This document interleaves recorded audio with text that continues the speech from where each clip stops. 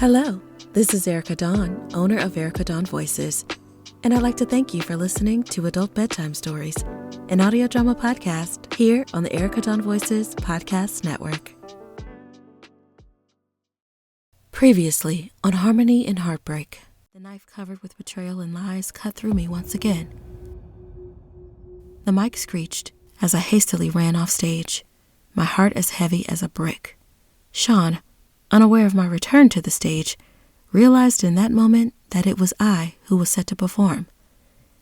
Ethan, sensing the distress, left the band behind and chased after me. Sean quickly followed.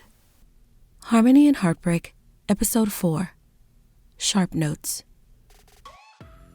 The night air crackled with tension as Sean and Ethan, caught in the heat of emotions, became entangled in a verbal turned physical altercation, all over me. Their heated words stabbed any ears I could hear, like high-pitched, sharp notes. My screams, an involuntary response to the chaos unfolding, seemed to resonate through the jazz lounge. Marcus and the bandmates, alerted by the disturbance, arrived quickly to break up the fight. Their attempts to intervene, however, were unsuccessful as the confrontation escalated beyond control.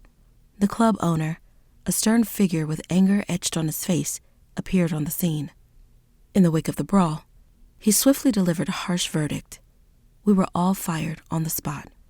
The band members, their faces displaying disgust, stormed away in frustration, leaving a breathless Ethan to follow, casting me a look of extreme disappointment.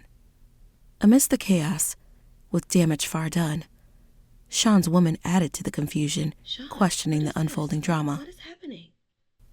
Completely devastated, I walked away from the jazz lounge with uncontrollable tears rolling down my face. In the days that followed, a dense fog of sadness and depression wrapped around me like a vice.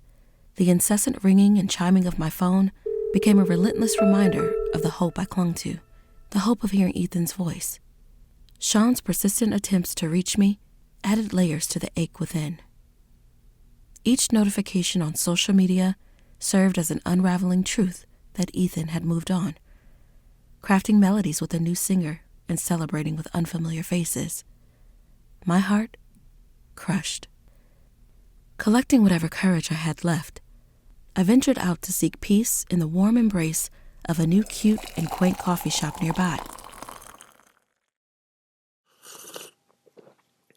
As I sat there, I noticed Ethan, immersed in the same author whose words had once connected us in that hotel lobby in Buffalo. Gathering the fragments of my strength, I approached him with hesitant steps, my heart pounding with the weight of regret and embarrassment. I asked for a seat, and he nodded, silently granting me a space to lay bare my soul. I poured my heart out, each word heavy with the weight of profound remorse for the pain I had caused. Ethan, with eyes that mirrored the storm within me, listened patiently. He finally spoke of the depth of his love and the persistent thoughts that haunted him since our last encounter. As my apologies hung in the air, it became evident that the weight of our situation cast a shadow that loomed large between us. Though appreciative of my words, Ethan made it unequivocally clear that continuing the conversation further was beyond the realm of possibility. With a heavy heart, he rose from his seat, leaving the coffee shop and me alone with more tears.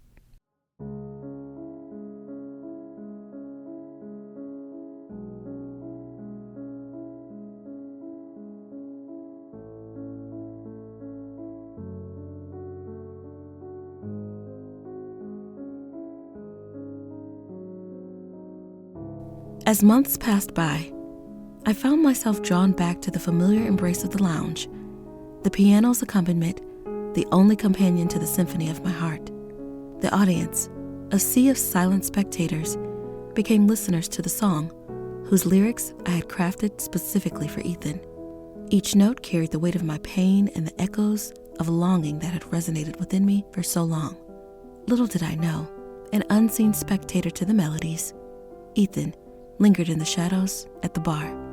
As my voice intertwined with the music, he emerged from the obscurity, stepping into the light with a silent intensity, identical to my own emotions. Our eyes locked in the moment, a silent acknowledgement of the unfinished business between two former lovers. Post-performance, we found ourselves entangled in yet another conversation. My apologies once again spilled forth, expressing the depths of my love and the profound regret for the turmoil that had unfolded. Ethan, wrestling with his own emotions, revealed the persistent ache that had clung to him since our last encounter. In the vulnerability of that moment, he laid bare the struggle to forge ahead without me. I could see the emotions written all over his face.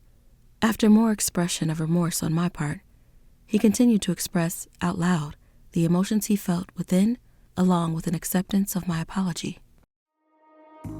The conversation, like a beautifully written love song, pivoted to a walk, guided by the glow of the moonlight.